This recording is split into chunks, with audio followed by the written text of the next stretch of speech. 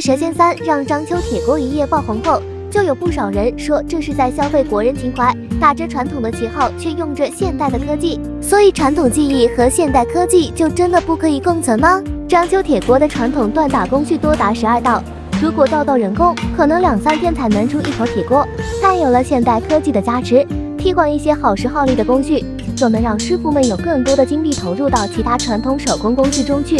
这样锻造铁锅更为高效，做工更为精致，使用感受更佳，也让更多人体会到传统铁锅的魅力。传统与科技相辅相成，锻造精品，延续传统，这其实是在守护国人的铁锅情怀。